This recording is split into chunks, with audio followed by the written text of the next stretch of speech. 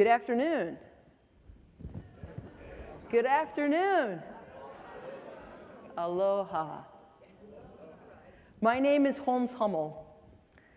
I'm the founder of Clean Energy Works, which connects champions for clean energy with innovative financing options that can mobilize investment for just the types of solutions that we've been hearing about this afternoon.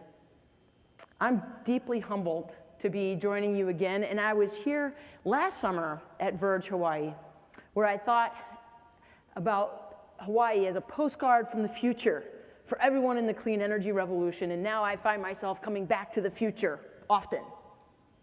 I was here in December last for the Climate Action Planning Workshop, the first one held among all 4 counties in Hawaii. And I was amazed 2 weeks afterwards when the mayors of the city and counties announced, as you may know, this unprecedented commitment to meet the state's 2045 target for 100% renewable energy by extending it to clean transportation, but not only that, committing themselves to delivering within their own fleets 100% clean energy transportation by 2035, a decade sooner. Almost on cue, just 3 or 4 months later, HECO then issued its first strategic roadmap for electrifying transportation. And after searching the full field for opportunity, they decided to focus on 2 particular areas. One is light-duty vehicles, and the other is clean transit buses. Now, Hawaii already has several thousand light-duty electric vehicles.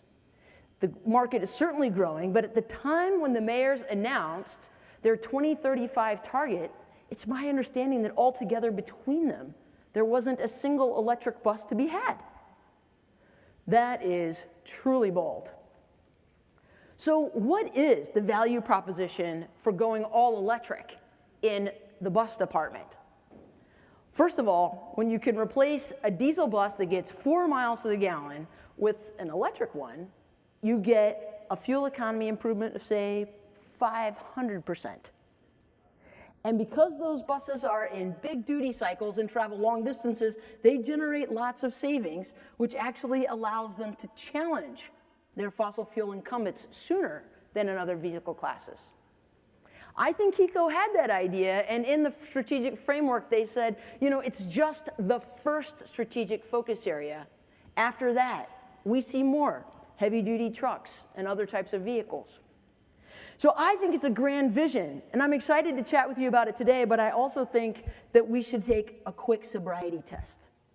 You see, friends, this is where we are on the map for the EV transition with electric buses.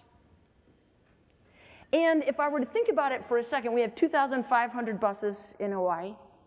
If we were to convert all of them to electric, we would be talking about onboard battery storage that's equivalent to tens of thousands of Tesla Powerwalls. Give you a sense of scale. But how about time?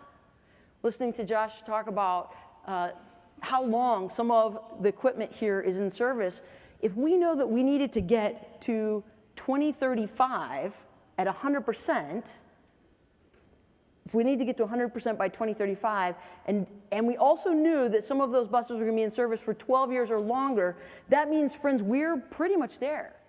We have about 5 more years before there would be no more new fossil buses added to our transit system.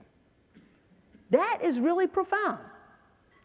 It might seem implausible, but I think it's possible, and I also think that it's important.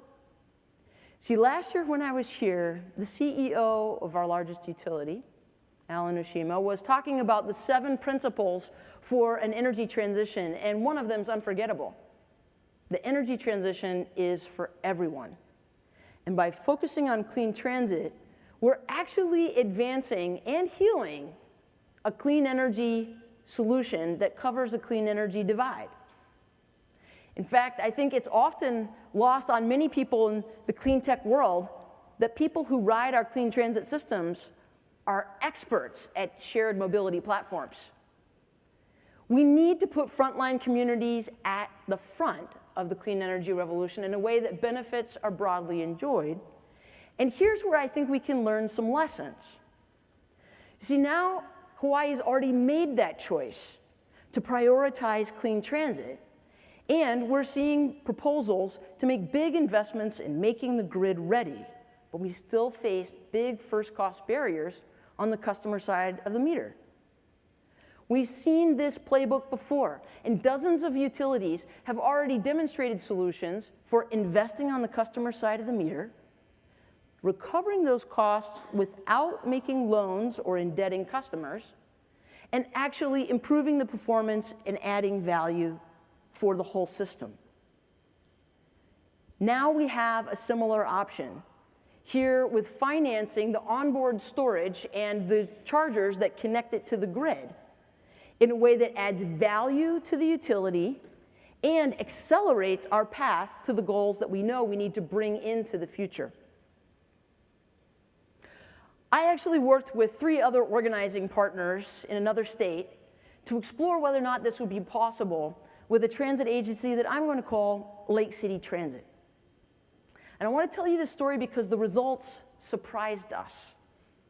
Here you see the cost of one new clean transit bus above the cost of the status quo. It is essentially the cost of the battery and the charger together, and they asked us, could you help us get grant money to pay for it all? And we said, wow, that is going to be a lot of grant money. If we think we are going to provide grant money for the whole clean energy revolution, what if? What if we used the same play out of the playbook that I just described, and the utility was able to knock down the first cost barrier by capitalizing the cost-effective onboard storage in a way that actually delivered immediate net savings to the customer, including here the transit agency, and allowed that customer to have a path to ownership at the same time.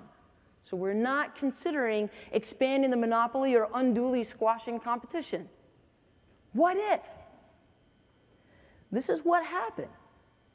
First, we saw this picture where we need 100% grant for everything that costs more than our fossil-free future. But when we looked at our options for collaboration and we reached out for partnership, we actually saw that private capital came in and knocked down the amount of money that we needed by almost 90%. In fact, we were able to show how Lake City Transit could take its grant money and go 10 times farther, or you might consider faster. The end result was pretty clear. They could take $1 million next year and buy 3 buses and their charging stations, or partner with their utility and get 20. That's the kind of value proposition that makes me so excited to be here. I think there's no place better than Hawaii to put all of the ingredients together. Visionary leaders at every level that are keeping tempo and asking us to face the implications of scale and speed. And utilities and regulators that are creative, industrious, resourceful, and willing to try new things. Most importantly, in this case, business leaders and policymakers that are aligned in their vision about front lines first, and investments in shared mobility that actually benefit us all. I'm very grateful to be here with you this week. And I'm proud to be in partnership with several stakeholders in Hawaii who will be working on exactly this kind of problem and solution. So let me leave you with 2 questions that we can pursue together. 1, how fast do you think that we can go from the very first clean electric bus in Hawaii to buying the very last diesel bus? I think that with some of the innovations I've just described, we could do it in 5 years.